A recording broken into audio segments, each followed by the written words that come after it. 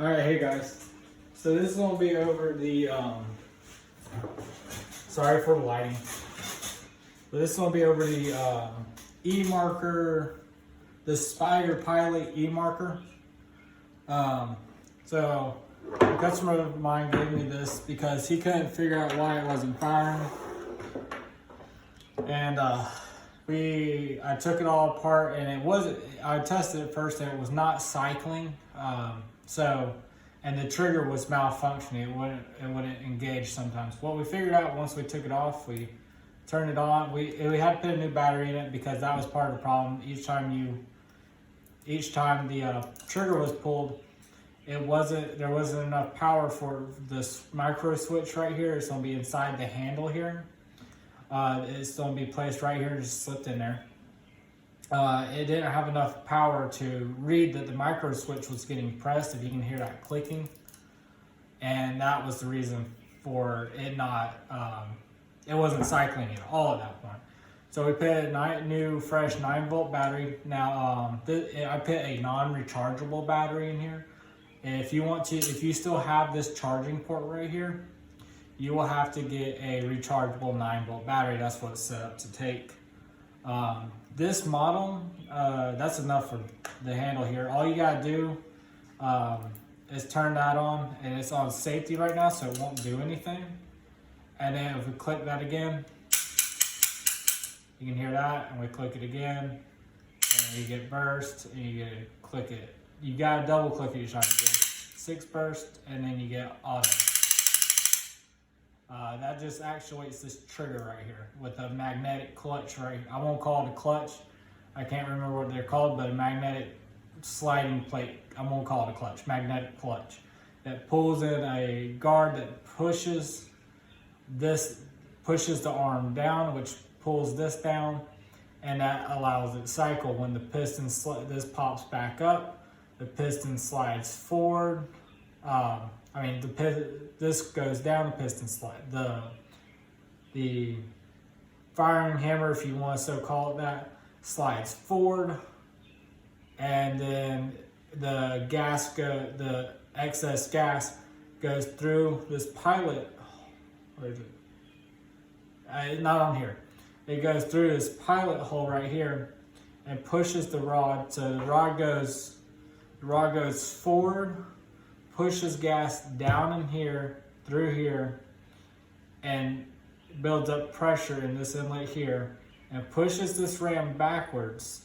So this whole thing uses the compressed air right here, goes down through here, through this inlet, pushes that ram backwards, and you can adjust that ram height right here. I just got to the lowest setting it can go, which is just so happens to be good for this gun. Goes down through here, through this inlet, back here, pushes this ram back, and then it starts all over again, pushing this back and cocking it, and then the cycle starts over again. So all this is the air inlet feeding tube. I'm still not clear on what they use these for. I don't know a whole lot about paintball guns. I forgot to turn this off. Yeah, there we go. That's off now. So this it wasn't firing at all. This barrel just unthreaded, so just bear with me. It wasn't firing at all, and the handle right here, the grip, was like this on there. I'm gonna over exaggerate. It was like that on there. And what was happening was that not only was this inlet clogged, keeping it from cycling it would only cycle once or twice if you got really lucky, or not at all.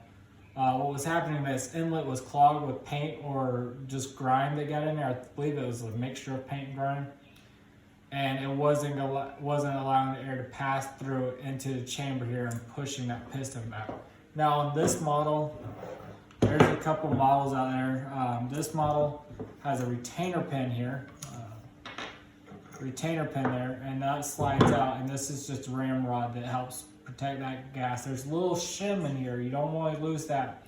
That adjusts the travel distance with this. So the further I tighten the screw in, the shorter that travel distance is. I don't really want to mess with that, so there's that. Then there's a spring in there that just helps actuate, and then a rubber grommet inside of there. And I'll show you that because I really don't want to take it out. So super basic. There's a groove right here that engages with this pin. Depending on which model you have, there's one that has a screw that goes down here and engages the handle and the chamber, and the driving rod, but that's just how this one is made. Other than that, you have your baffle here, so the air goes in through your inlet, your hookup here, goes through here into your chamber, and that distributes the air to the ramrods, or the firing rod. And that's actually it. So all it was that this little inlet hole right here got closed, and you can see where it gets all the air right there, and that will go on there like that. This gets pushed down each time you pull the trigger, pulled down each time you pull the trigger, and that rod goes forward. So say this would be cocked, it goes forward, that gas goes into the piston, goes through here, pulls it back, and it releases again as soon as that hammer goes, and it continues to cycle. So one cycle, or semi-auto basically, goes from here. Well, the hammer would be cocked. It goes in, the CO2 in this case, goes through this inlet back into this chamber and pulls back this rod here, and then that would be fully cocked again. And then you would pull the trigger and it happens again. So that's how this particular one's, it's magnetic actuated inside here. So that's everything to do with the Spider Pilot. If you have any more questions on how to fix this one, please leave them in the comment description below. This is actually a very simple gun. I was actually thinking they were a lot more complex than what they are, because this is basically just a your trigger mechanism is almost identical to a regular handgun, except for it has a micro switch and a magnetic actuator. Yeah, magnetic actuator, that's what I was trying to come up with. So that everything is done inside here, and it's controlled by a microchip and a magnetic actuator. In here, it just uses a baffle here and a baffle here, and that's it. Actually, that's pretty much everything. It uses one baffle and two baffles. Now, if you want to get more complex, it uses a baffle here, baffle there. But for the basic operation of this gun, it has a baffle here that pumps in CO2. It goes through here, pushes on this baffle, cocks this back, and as soon as you pull the trigger, it goes forward, propelling the paintball out of the end of the tube. That's the basic function of this. It's not overly complex. If you need to clean it, it literally takes no time to clean it. You can pop. You don't have to really take anything out. If you get paint all over this, you will, but you just take off the barrel. Make sure you have like a pipe cleaner brush, take off the barrel, caulk this back when you have this on there, it will caulk back and it will have no problem. You will not be able to pull the trigger even if it's on. If you turn it off and then turn it back on, you will not be able to pull the trigger until you press the fire button there, and then you're able to fire, and that's auto right there. So I'm gonna turn this back off, you turn it back on, you cannot fire it. That's everything. Make sure your hoses are tight. I have to redo these hoses. And this one uses a standard steel. I believe this one is, this one I believe is a steel canister. They sell aluminum and they sell the composite canisters. This one he gave me just so I could test the air gun out, because I don't have a CO2 tank like this. These go up to 3,000 PSI, or 2,600, 3,000. I can't remember. Let's see if it tells me right here. Let's see.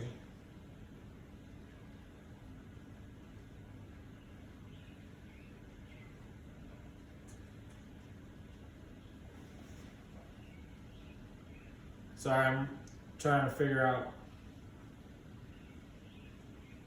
I believe this one goes up to 2,600. I think that's what they filled it at. So it probably goes up to 3,000 and they just filled it at 2,600. It's basically like a mini scuba tank. That's pretty much all it is. Different fittings, so you can't use this as a scuba tank. Don't try that. But this is a CO2 tank. There's your your CO2 regulating valve, so that adjusts how far the ramrod goes back. I'm not sure how much that affects it. You would have to ask someone that knows more about it. I don't shoot paintball. That's everything. Make sure all your hoses are tight. And this looks like it's just hanging off the side here, but it actually connects to the handle. So this all goes together like that. If you have any more questions on like what type, like not what type, but these baffles in here, I think it's like I want to say there's 4 pieces in here, and 1, 2, 3, 4, 6 pieces in here. Yeah, about 6 pieces in here, 4 pieces in here. That's everything. If you need to do any more adjustment or cleaning in here, you pop this pin out, pop this screw out. This is a flathead screw, and this slides right out. That's everything. So overall, super basic build and not complex, not nearly as complex as I thought it was gonna be. So if y'all stay tuned, I'm gonna shoot this thing off here in a few as soon as I get it reassembled, and I'll let you see how it works.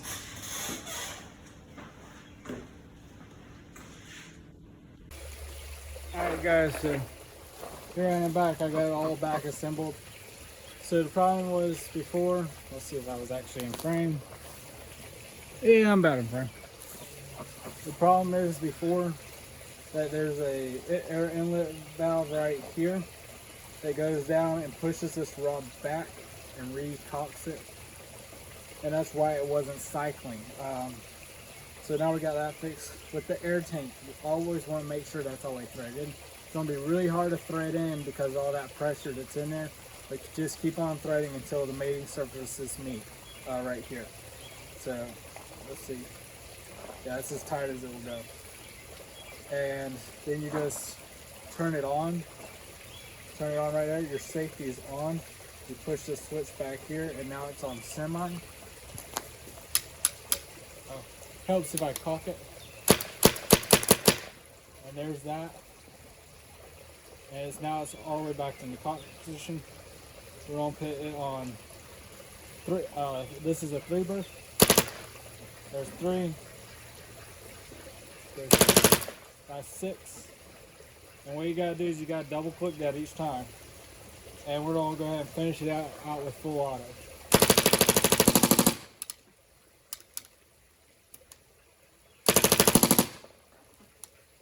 Come on. Yep, and that's all of them. That's all there. So full auto. That's full auto. And it gets quite loud actually for a paintball gun. But that's everything. That's all 4 phasings on the paintball gun. The only reason I can't do more is because I ran out of paintballs. That was actually pretty fun. But yeah, this is going back to the customer and we'll be 100% satisfied. Y'all have a good one. Bye.